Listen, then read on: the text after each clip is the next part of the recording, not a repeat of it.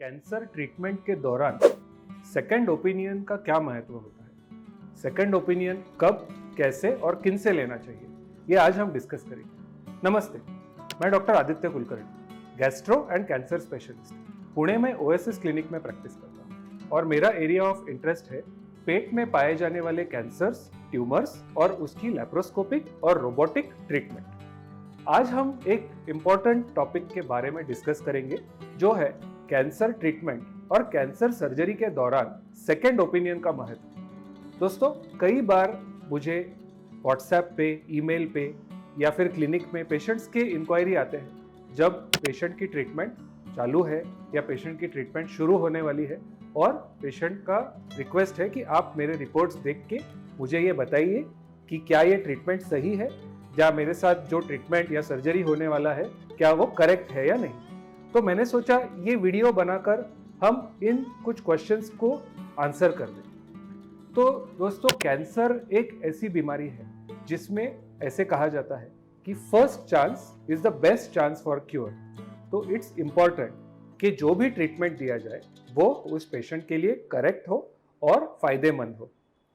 दोस्तों, कई ऐसे सिचुएशंस हैं जिसमें कि एक डॉक्टर के ओपिनियन के बाद दूसरे डॉक्टर का ओपिनियन लेना पेशेंट पसंद करते हैं। अब ये क्या सिचुएशन है? नंबर 1, जब कैंसर रेयर या कॉम्प्लिकेटेड टाइप का हो, इसमें कई सारे ट्रीटमेंट ऑप्शंस हैं जिसमें कि चूज करना डिफिकल्ट हो रहा हो, या फिर कई बार पेशेंट को बताया जाता है कि अब आपके कैंसर का कोई इलाज नहीं हो सकता, now it is a incurable case.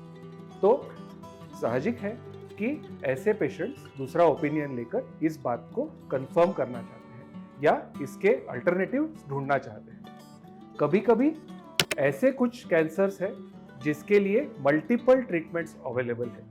For example, rectum के कैंसर में कीमोथेरेपी, रेडिएशन और सर्जरी, ये तीनों ट्रीटमेंट्स वैलिड है।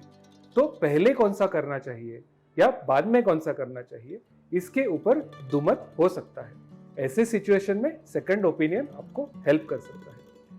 कभी कभी अगर सर्जरी बहुत ही मेजर हो या फिर परमानेंट हो, जैसे कि रेक्टम कैंसर में कभी कभार परमानेंट स्टोमा बनाना जरूरी होता है जो लाइफ लॉन्ग स्टोमा होता है, तो ऐसे सर्जरी करने से पहले कोई पेशेंट सेकंड ओपिनियन लेना पसंद करते हैं। तो सेकंड ओपिनियन लेने के क्या क्या एडवांटेजेस होते हैं? तो सबसे पहला, अगर आपके एरिया में सारे फैसिलिटीज अवेलेबल नहीं है, अगर उस हॉस्पिटल में सारे फैसिलिटीज अवेलेबल नहीं है, तो सेकंड ओपिनियन लेने पे आपको इन फैसिलिटीज के बारे में इंफॉर्मेशन मिल सकती है और हो सकता है कि आपका ट्रीटमेंट का कोर्स चेंज हो जाए।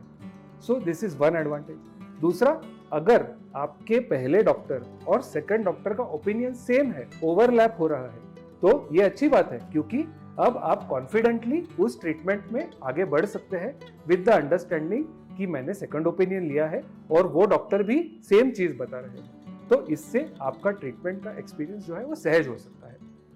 थर्ड थिंग, आजकल कैंसर ट्रीटमेंट्स के लिए कई सारे इमर्जिंग ट्रीटमेंट ऑप्शंस अवेलेबल है, जैसे कि क्लिनिकल ट्रायल।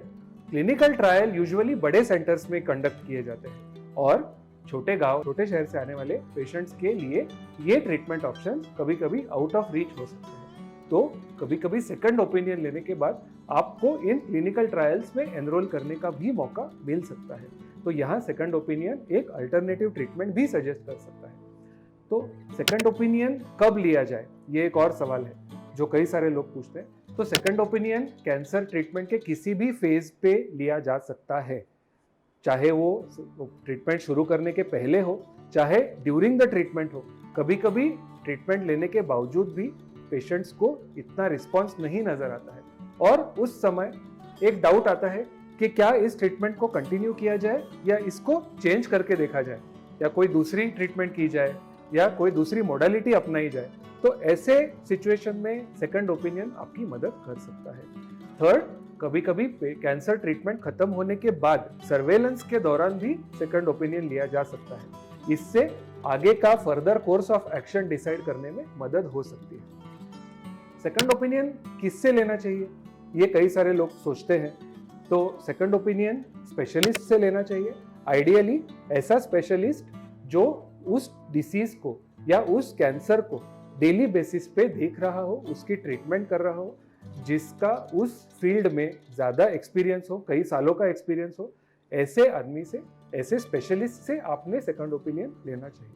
अगर मेरे फील्ड की बात की जाए तो जीआई सर्जिकल ऑन्कोलॉजी यानी कि पेट के ट्यूमर और पेट के कैंसर एक बहुत ही हाईली स्पेशलाइज्ड एरिया है, जहाँ पे कई सारे फैक्टर्स ट्रीटमेंट डिसाइड करने में एक इम्पॉर्टेंट रोल प्ले करते हैं और इसके developments day to day basis पे होते जा रहे हैं। तो ओनली अ पर्सन जो इसको डे टू डे फॉलो कर रहा हो, जो ऐसे डिसीजेस की डे टू डे ट्रीटमेंट कर रहा हो, ऐसे आदमी से ही आपको सेकंड ओपिनियन लेना फायदेमंद रहेगा। एक चीज जरूर मैं कहना चाहूंगा कि आजकल इंटरनेट पे बहुत सारे virtual second opinion platforms available है, जिससे कि आप कहीं पर भी बैठ के ऑनलाइन सेकंड ओपिनियन पा सकते हैं।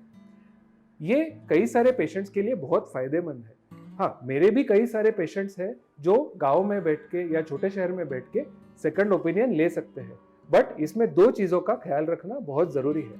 नंबर 1, जो सेकंड ओपिनियन बिना पेशेंट को देखे दिया जाता है, ये ब्रॉड सेकंड ओपिनियन होता है और बिना पेशेंट को देखे हम उस ट्रीटमेंट को पर्सनलाइज नहीं कर पाते, जो कि कई बार हम फेस टू फेस देख के पेशेंट के कंडीशन को जांच के एनालाइज कर सकते हैं।